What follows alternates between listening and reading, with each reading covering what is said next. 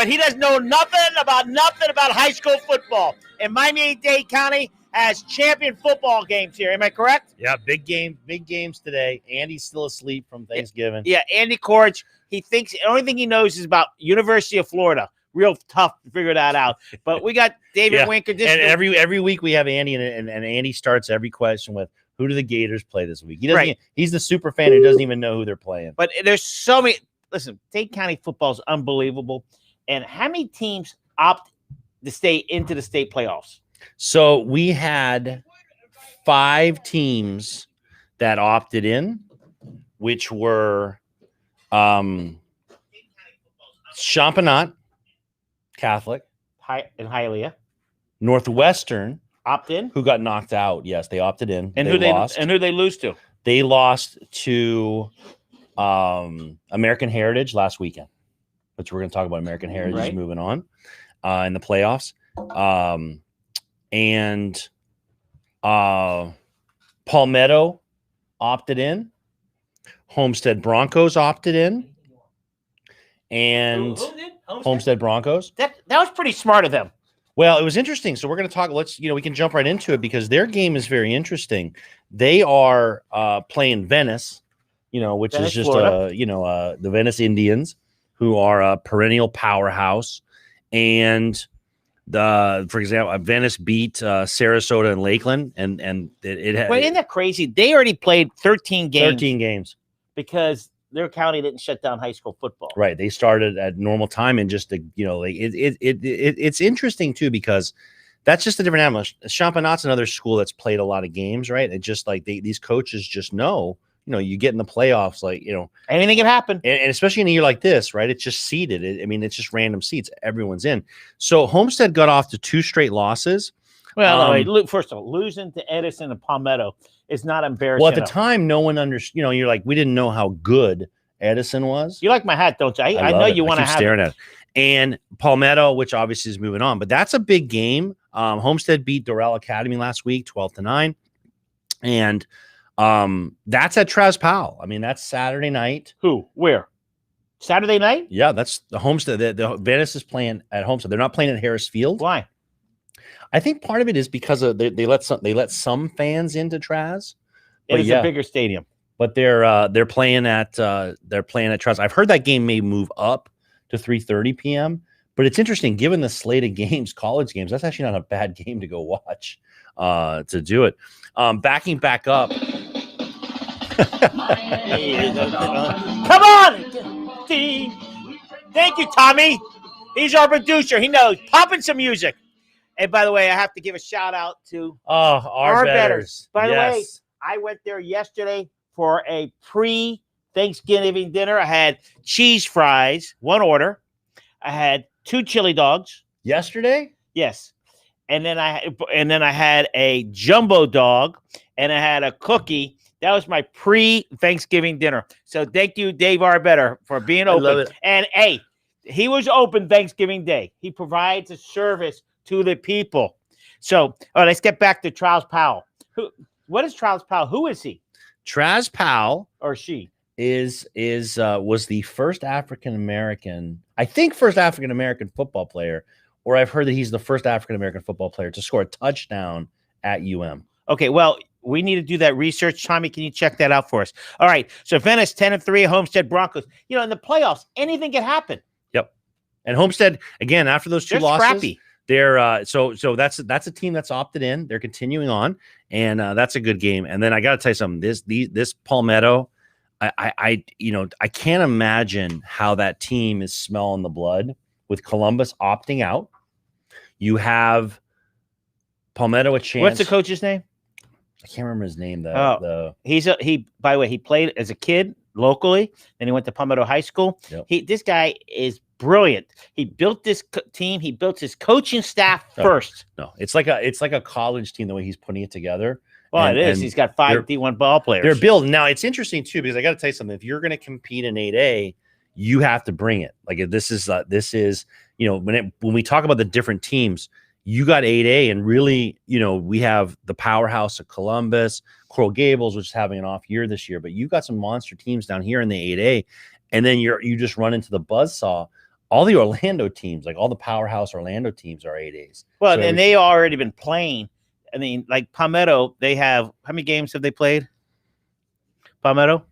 Oh yeah, I don't have it on there, but yeah, they're 4 or 5 games. Yeah. So these other teams are rolling. I Yeah. think Palmetto has a huge advantage Against undefeated Treasure Coast Titans, and Treasure Coast is that's a for real team. They've got a lot of D1 athletes. That's gonna be a tough game.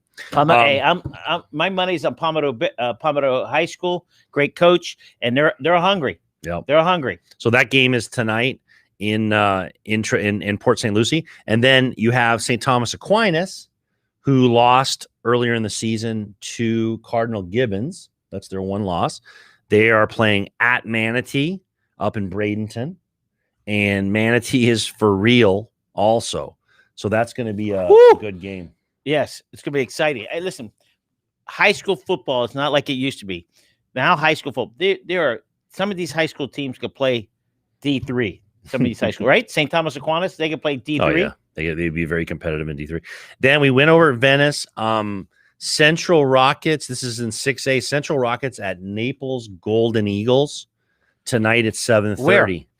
Now, the thing that's happened to Miami Central, this is their first playoff game. They've had 2 byes in a row. Why? So just teams backed out because of COVID, didn't want to play Central. Who Naples knows? Beach Golden Eagles Stadium. You take the I-75, get off at Golden Gate. It's bam! It's right there. It's beautiful. I drive to Naples a lot. It's 2 hours from South Miami. That's a hell of a game. Yeah, that's gonna be a great game. And I got to tell you, who do you have the money on? Central's 4-1. You know how many quarters of football they've played? What? 6 quarters. Oh, I don't know. Game and a half. That's tough. They're a little rusty. They lost to Northwestern, the opening game. And then they won in a shortened game against Edison. They were up 14-0. Why was shortened, right? Because of lightning. You know, so they haven't played a lot of football. So it's going to be interesting to see. Do you think they're going to be hungry or you think they're going to be rusty? Listen, Northwestern lost, which was surprising. But again, they ran into an American Heritage team that's played St. Thomas Aquinas, Cardinal Gibbons. They played at a high level already. They were just like, they had, these guys have not had the time.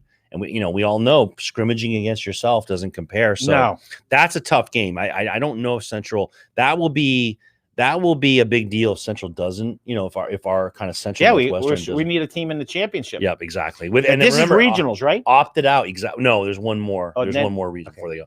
And with Booker T opted out. So are they our traditional African American high school powerhouses. Like we're down to Central. That's our only team that's in there.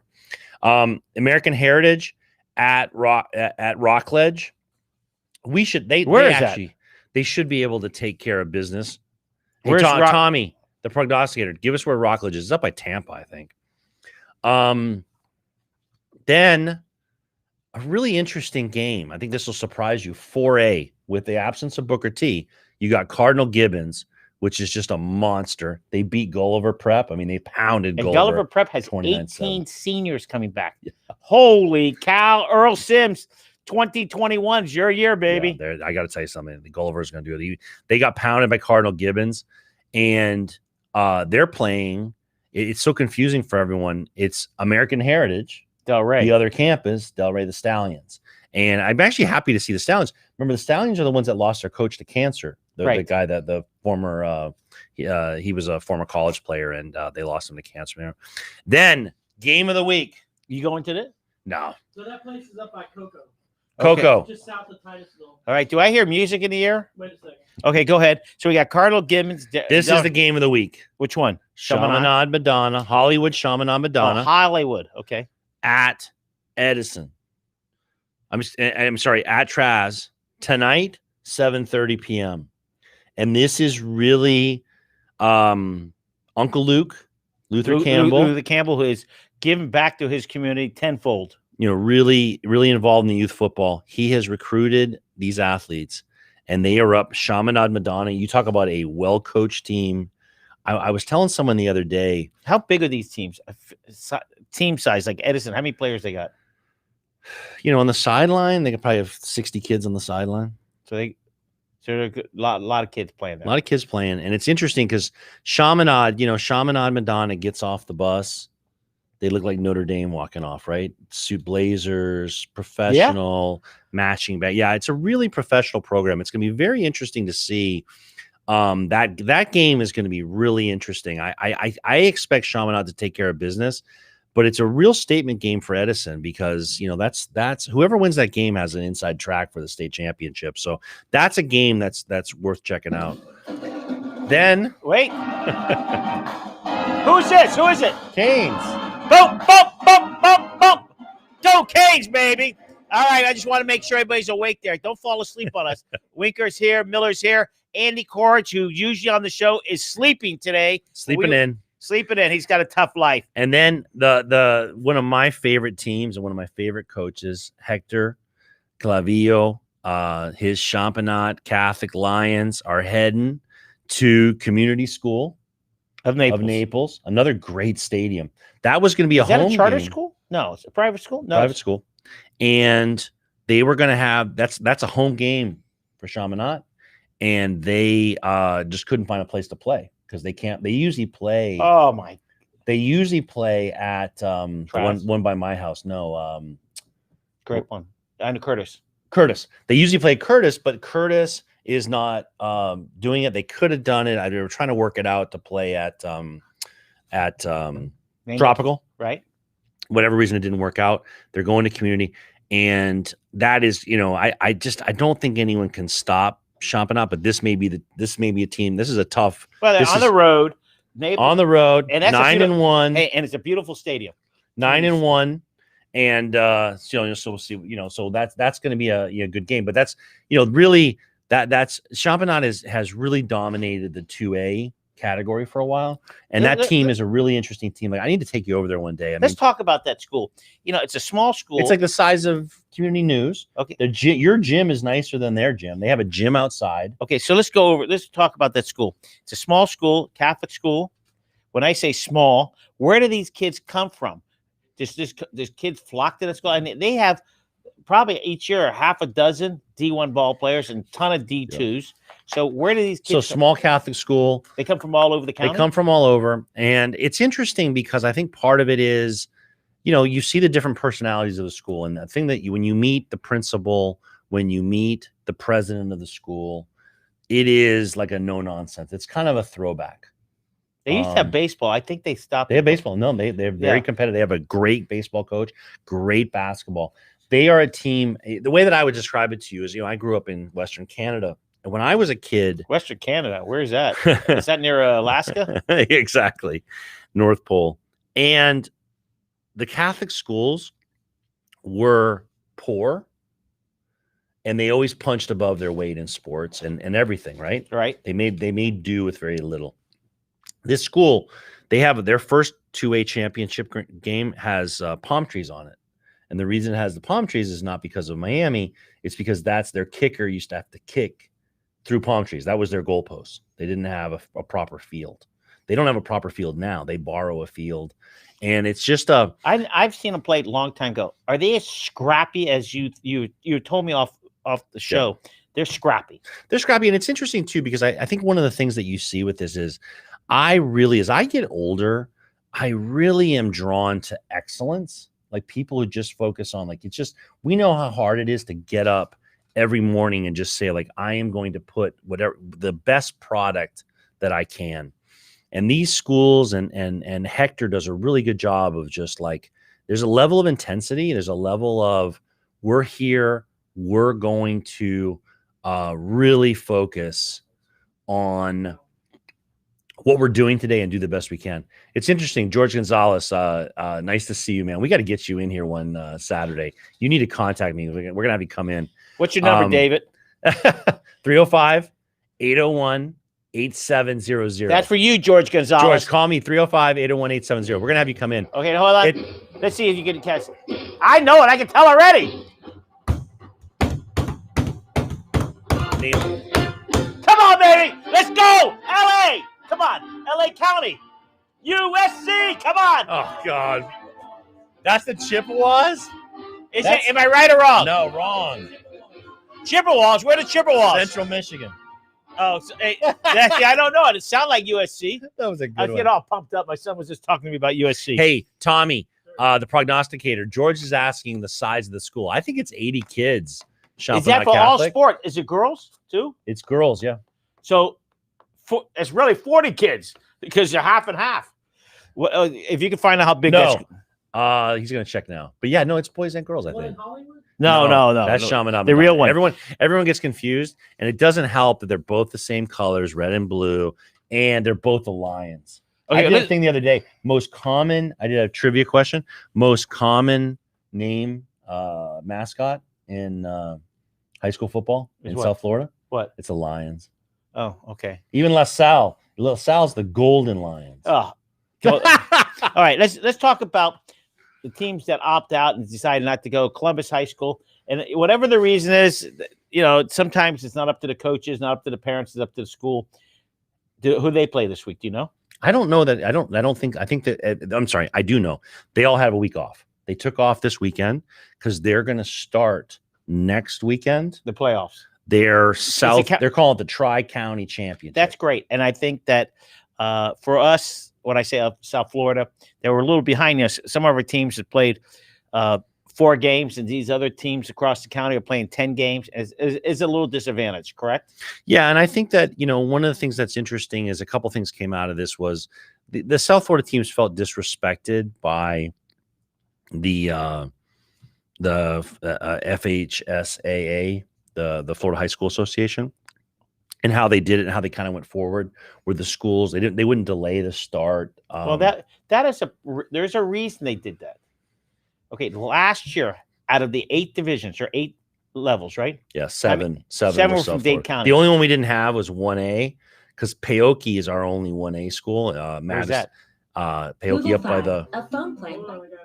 Okay, but Paoki's up by Lake Okeechobee. but we don't have a 1A down here. Right, that's our closest one. Yeah, but No. yeah. So I think this is the greatest way to say, all right, Yeah. Miami-Dade County, South Florida, you're not going to have as many Well, champions.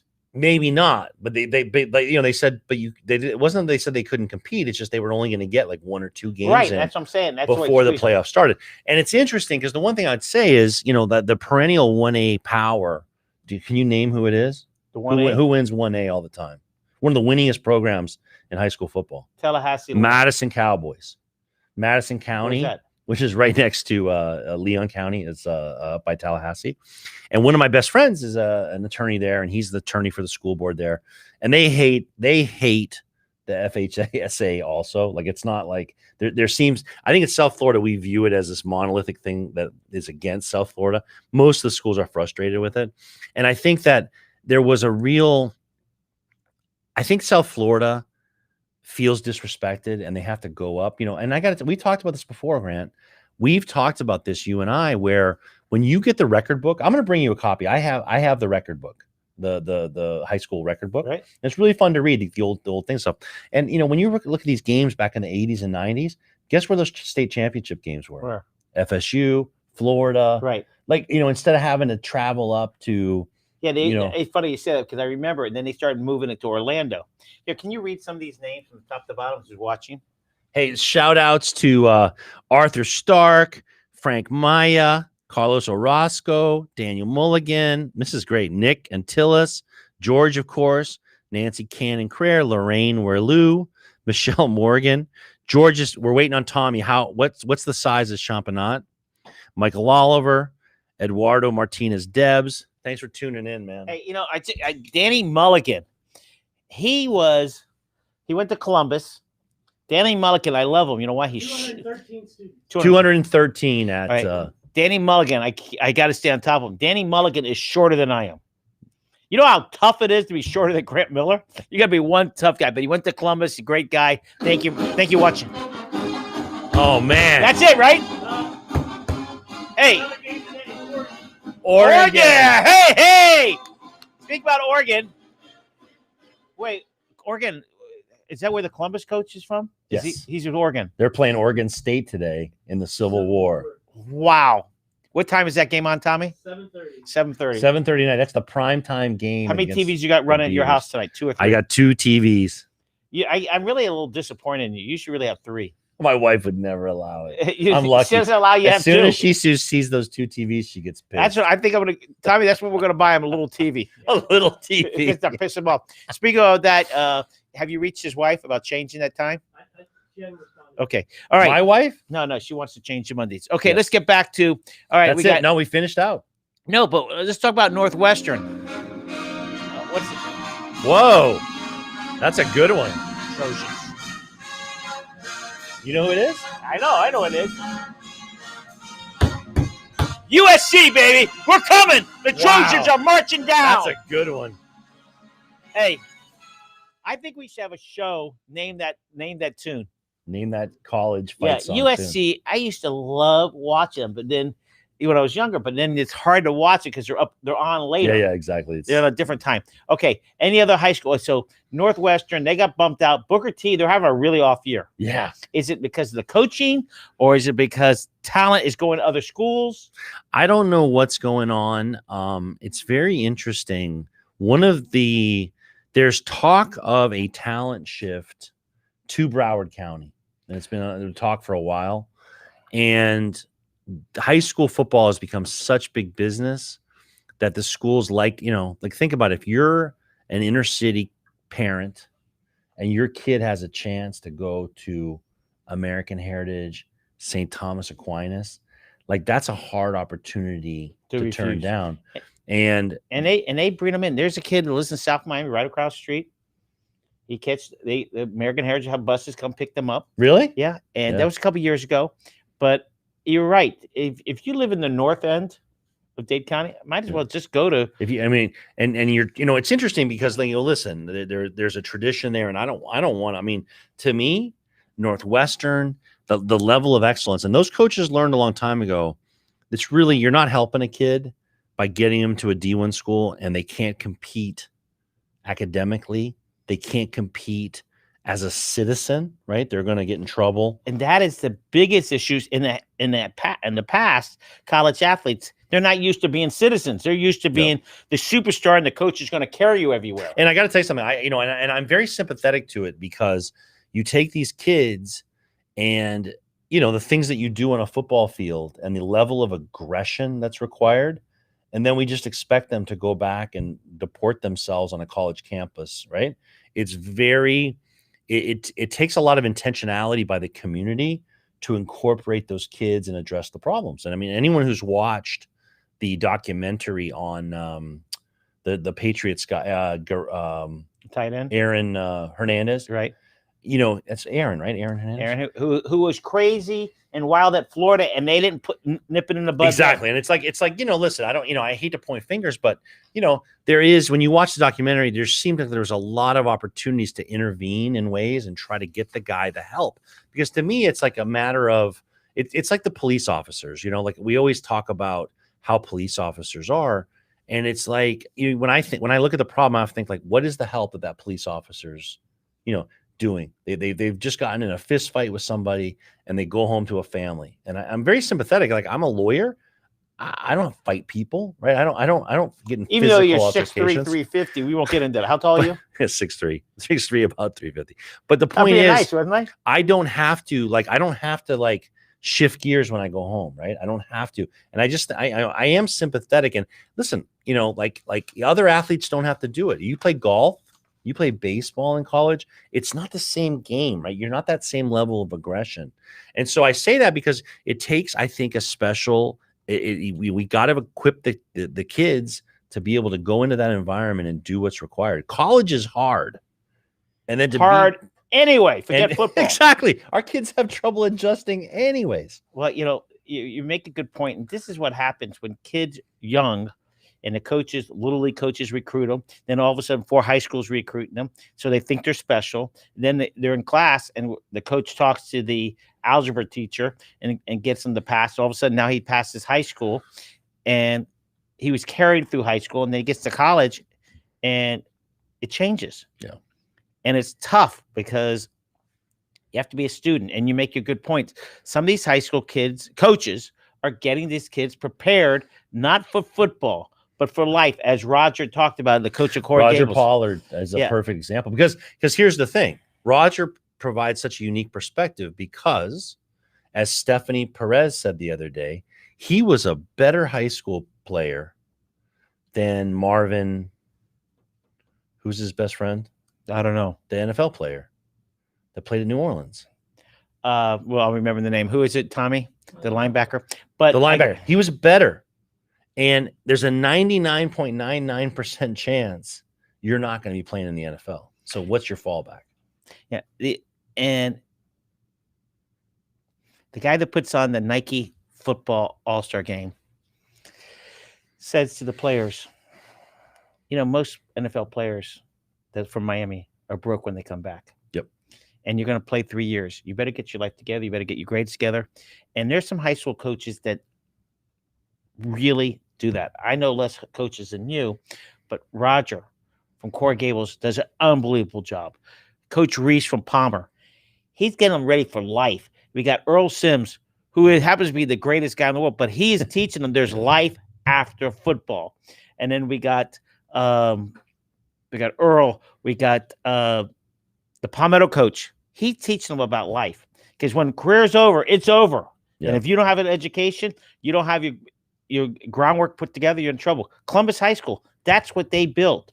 Everybody thinks they're building. They think they're building football players. Yeah. No, they're building men, and It's that's the interesting, mission yeah. of their school: build men. It's funny you say it too, because like you talked to the other day we had on the radio Kirk Hosa, who's the head coach of All right, hold on. We got Tom Schaefer says, "Is the guy on the right with the football hat George Myra?" George Myra.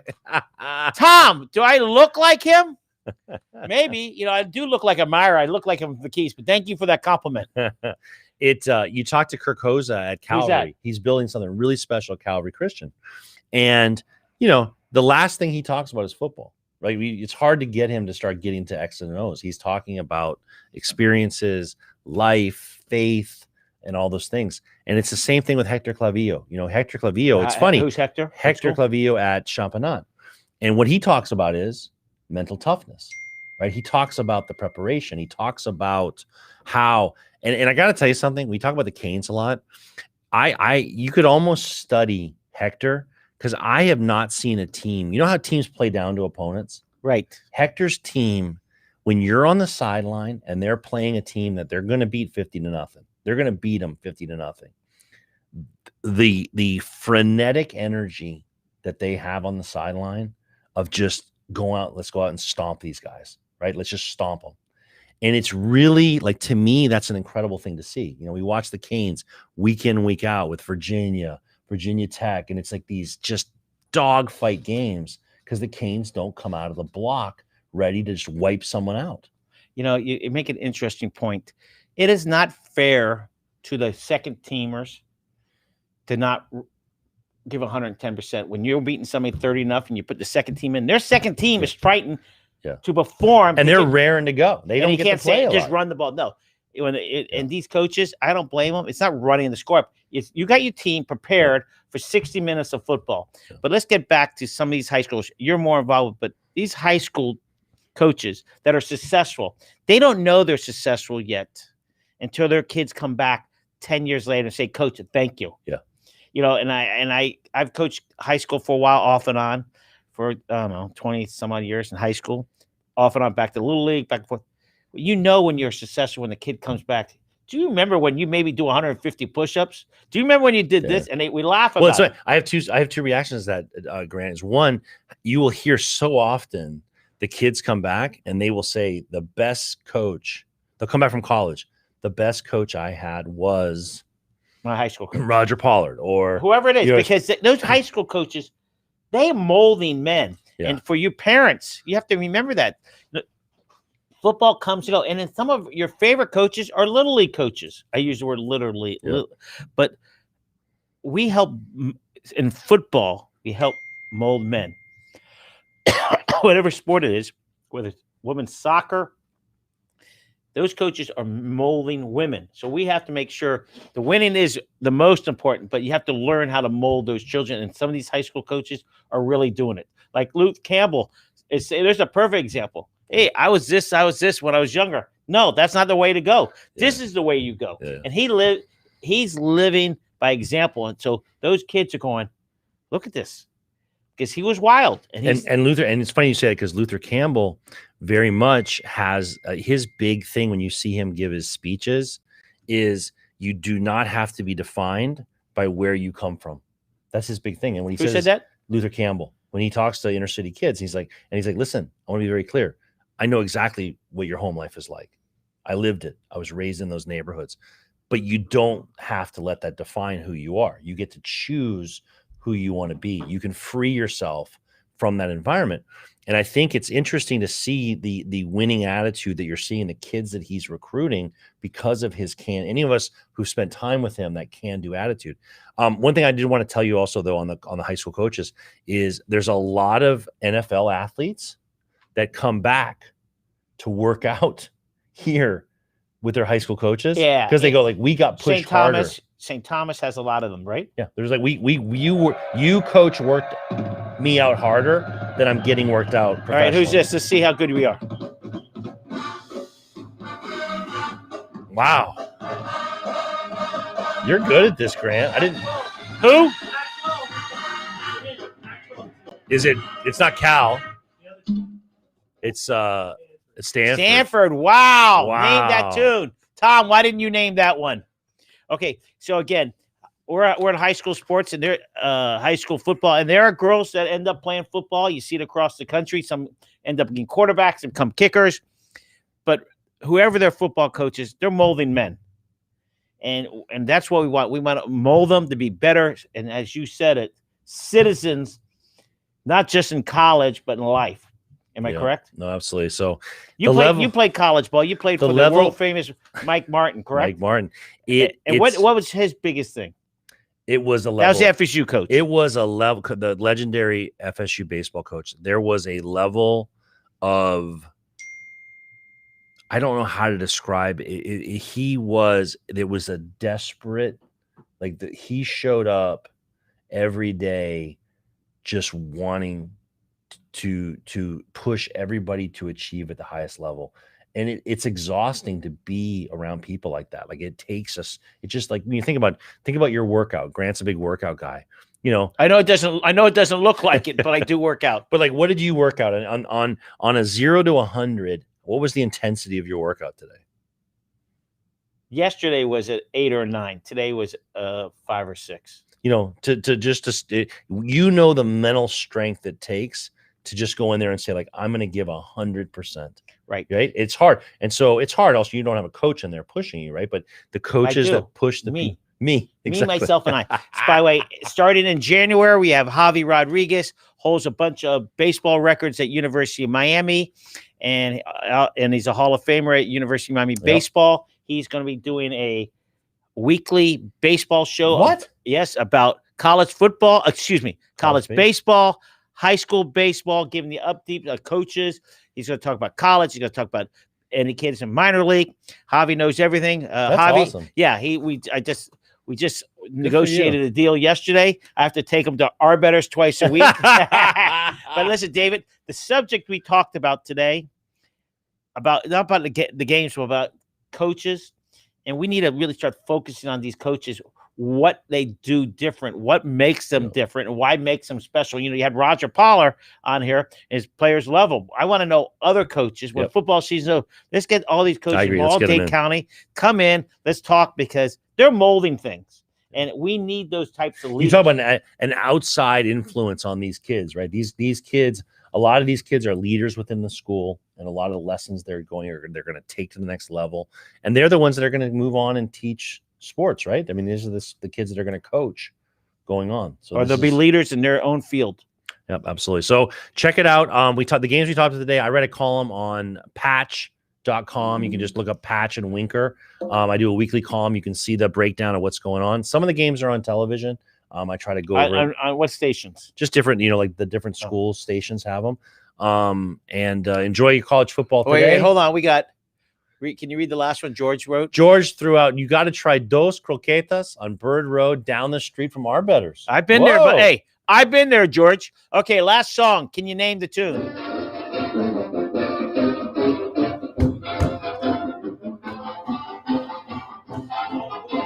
Pick that tune. Which one is it? Wyoming. Wyoming. By the way, there's nothing better than theme songs for college football, and I hope UM gets. I love that you love them. That's great. I can't wait if UM gets another home game. I think we have one scheduled next week. Yes, there's. I heard on the radio this morning they're saying they're going to play that game. Manny's back in the facility, I believe. He's over his COVID. Can we get a hurricane song for me, Tommy? Yes, sir. Listen, George, Tom, everybody who's watching, we appreciate watching and listening. This is important. And so next month, we're going to have, in January, we're still going to have David Winker talk about high school football, Basketball. high school basketball. And then we're going to have It's hard to Javier. believe college basketball is starting up. And I love the UM coach. No, we're going to be in a bubble. When we go on road trips, you're going to be in different rooms. You're going to have lunch put on your on the thing. So we're going to wrap it up. We got David Winker here. No Andy Corge, because he doesn't know anything about high school football. Am I right? That's right. And this is the Hurricane Fight song. Manny, let's get the team rock and rolling. Grant Miller, David Winker, let's have a great day.